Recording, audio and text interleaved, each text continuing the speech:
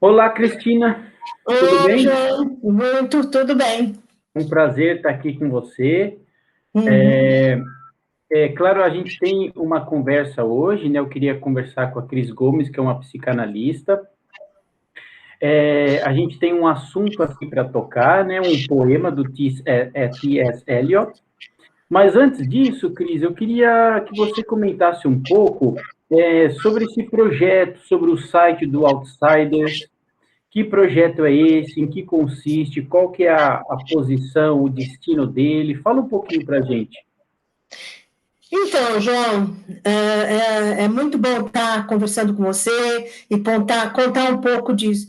Foi uma ideia que eu tive de montar um site e eu pensei em uma coisa coletiva. Acho que a gente está numa época que o trabalho da gente é tão individual que a gente precisa fazer coisas em grupo para poder trocar, para poder ter mais vivacidade, ter mais alteridade, né? Então, a ideia foi fazer um site onde um grupo de pessoas, amigas que estão juntas já há bastante tempo, que a gente já se conhece bastante, pudesse participar e cada um escrever. Principalmente porque eu acho que todos nós, apesar das diferentes perspectivas e modos de ver, temos uma coisa em comum, né? Nós temos a margem do à margem. A gente tem uma outra pegada em termos da psicanálise, e às vezes com uma certa dificuldade de publicar as coisas que a gente escreve nos canais oficiais da psicanálise clássica, né? Eles Uhum. têm uma certa restrição. E conversando com um colega nosso, um amigo muito querido, que é o William Winkler, ele estava contando um pouco também dos poetas, né, que fundaram revistas Uhum. publicar os seus trabalhos. E aí eu acabei com essa ideia, fui convidando as pessoas e o site está aí caminhando para ir para o ar. Né? E legal, e isso chama atenção, né? Porque assim, eu sei que o grupo, a maior parte do corpo integrante do grupo é de psicanalista, e é muito interessante você ter escolhido um material que não pertence à psicanálise, um material que pertence à poesia, à literatura, para inaugurar, como se fosse o primeiro material a inaugurar o site. Isso é muito interessante, essa questão do diálogo, ela já está posta desde o início, né? Então, o nosso grupo tem pessoas que não são, né, da psicanálise, apesar de serem profundos conhecedores da psicanálise, como Uhum. Santos, como o William Winkler. Eles não são psicanalistas, não pretendem ser psicanalistas, mas conhecem profundamente. Já estudaram Marianne Wilmer, já estudaram Margaret Little, estudaram Freud, e talvez tenham uma leitura psicanalística muito maior do que muita gente que se diz psicanalista, né? E todos eles e todos nós temos uma paixão muito em comum, que são as artes, né? A literatura, a poesia, a pintura, o balé, a dança, a música, né? Então, isso é uma coisa que une muito a gente. E é uma vertente mais, eu não diria religiosa, porque eu acho que essa religiosa tem uma conotação muito contaminada, mas mais ligada à espiritualidade. Né? A gente Uhum. um pouco as ligações, né, e as faltas de ligações que o humano está tendo nos tempos de hoje com a espiritualidade. Uhum. E o que me chamou a atenção, isso que eu, né, eu levantei para você, essa questão de ser algo estranho, né? Ou seja, um não familiar é o que está fazendo a inauguração, né? O campo da poesia visitando a psicanálise, e isso me remete a uma questão da hospitalidade, né, Cris? Porque sempre a gente ofertar espaço para o estranho, para o estrangeiro, ele fala de uma questão de já uma abertura, de uma hospitalidade, ou seja, o primeiro elemento a se pronunciar no site é um elemento de fora do campo psicanalítico. E eu acho que isso tem a ver com talvez a maneira ética, a postura ética dos integrantes desse grupo e dos psicanalistas, que talvez seja uma clínica fundada na hospitalidade. Você concordaria com esse tipo de leitura? Sim, é uma clínica fundada na espiritualidade, no testemunho, né? E no poético, no ético, no poético, no estético, né? Uhum. Valoriza muito essas três vertentes, porque a gente pensa que a psicanálise não pode estagnar, ela precisa ir buscar fontes fora dela própria, porque fica uma coisa autofágica, né? Você fica só na psicanálise, isso foi ficando muito empobrecido. Então, autores, como disse o Winnicott, né, os poetas já falaram antes dos psicanalistas uma série de coisas, né? Então, Shakespeare, que escreveu em 1500 e pouco, né, já falava coisas que hoje são absolutamente importantes, né, que devem ser levadas em consideração com um instrumental que a gente já tem a partir da obra do Winnicott e dos seus seguidores, né? Tá ótimo, Cris. Acho que isso já serve como uma introdução para a nossa conversa de hoje. O nosso foco é justamente esse poema que você escolheu, que ficou, aliás, muito bonito, uma leitura que você fez em português e o William em inglês. Eu gostei muito, que chama-se Dar Nome aos Gatos. E eu achei muito interessante esse poema, e eu até acho que a minha grande pergunta para você vai ser o porquê da escolha desse poema, né? E é interessante que na leitura o Eliot fala de 3 nomes, como se cada gato tivesse 3 nomes. Fala um pouquinho para a gente o que você entende por esses 3 nomes e o porquê dessa escolha. Então, deixa eu contar um pouco disso. Eu faço parte de um grupo do Daniel Emar Pérez, que é um grupo que se juntou para dar material para o programa que ele faz na Cultura de Curitiba, na AM Cultura de Curitiba.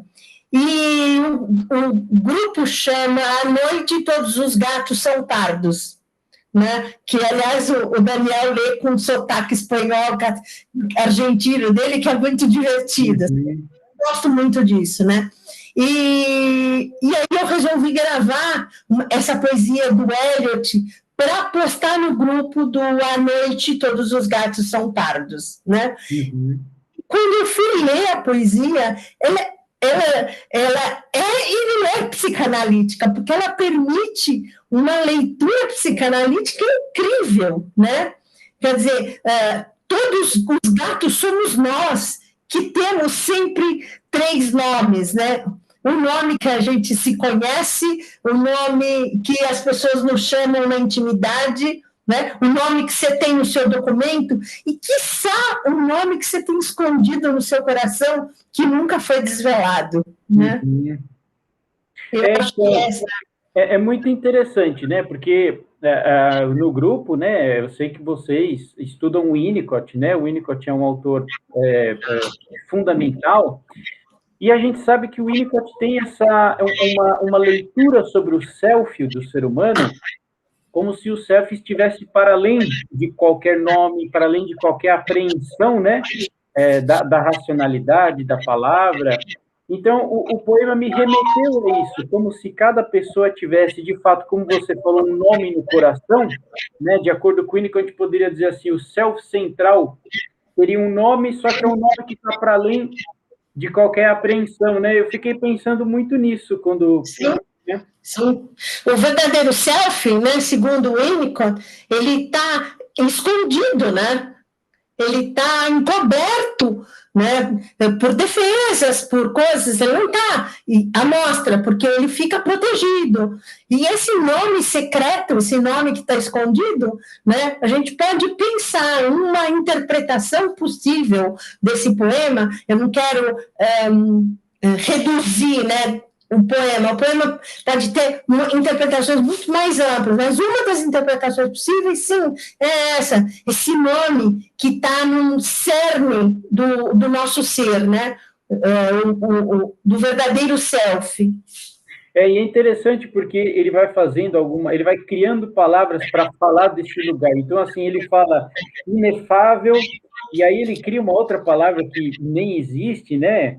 E depois inescrutável, o fundo inescrutável, o sentido do seu nome. Então é bem interessante isso, né? É um nome que está para além de todas as camadas do conhecido. Isso que eu achei bem legal. E é engraçado também, né? Porque, por exemplo, em algumas tradições religiosas, o nome de Deus não pode ser dito, né? Ele é inefável, ele é inescrutável, né? Ele é o que. Então, assim, dá a margem a muitas possibilidades, né? O que Humberto Eco chamava de uma obra aberta, né? Cada um vai ler com o seu repertório, com a sua possibilidade, dentro da cultura, né? É um objeto da cultura, um poema é um objeto da cultura, e permite essa leitura, e eu acho isso uma coisa preciosa, sagrada mesmo, no sentido que o Winnicott dá o termo. E isso me remete a uma questão, a mesma maneira com que você acolhe o poema, né? Então você diz assim, legal, né? A gente está falando de tudo isso e poder encontrar alguns sentidos no poema, mas a gente não pode dissecar o poema e querer expor ele completamente, definir um sentido final para esse poema, né? Como manter vivo o poema. E isso me remete a uma questão ética na clínica, né, Cris? Que eu acho que é a mesma questão com os pacientes, né? Por mais que a gente tenha acesso à intimidade dos pacientes, aos processos inconscientes, eu acho que um analista que trabalha nessa dimensão, ele também ele tem que respeitar o inefável no outro, né? Então, coloca o analista num lugar de respeito a essa privacidade, é muito interessante, né? Ao mesmo tempo que tudo está meio escancarado, mas também tem que estar um pouco escondido, porque senão isso pode aviltar, né, a pessoa, é interessante. Isso é bem bonito isso que você está falando, e eu estou lendo agora, nesses dias, um livro de um autor japonês que fala sobre sombras, e como a cultura japonesa, ela é da sombra, da meia-luz, do escondido, né? E a gente vem no mundo ocidental de um período iluminista, tinha que iluminar tudo, né? Tudo tem que ser escancarado, tudo tem que ser... E, na verdade, a gente está vendo que isso não funciona, né? É preciso haver esse jogo de luz e sombra, e é preciso tomar cuidado para você não invadir, né? Seja interpretando uma obra de arte, reduzindo ela à sua interpretação, seja fazendo alguma interpretação para o paciente que escancara coisas que você não está autorizado a fazer. Uhum. Né? Então, cuidado ético, que é uma nova psicanálise que está em curso. Eu tenho... Que bonito, Cris. Que legal. Eu acho que é isso. Deu para a gente conversar um pouco do poema e ver o quanto ele se relaciona com os apontamentos clínicos, com a ética da clínica que esse grupo pensa, né? Uhum. Eu acho que, na verdade, esse era o meu propósito, assim, encontrar um pouco o sentido dessa escolha, e eu acho que a gente alcançou isso. Muito obrigada, João. Acho que você conduziu muito bem, foi muito bacana, gostei muito de participar. Tá bom, até uma próxima, então. Até uma próxima.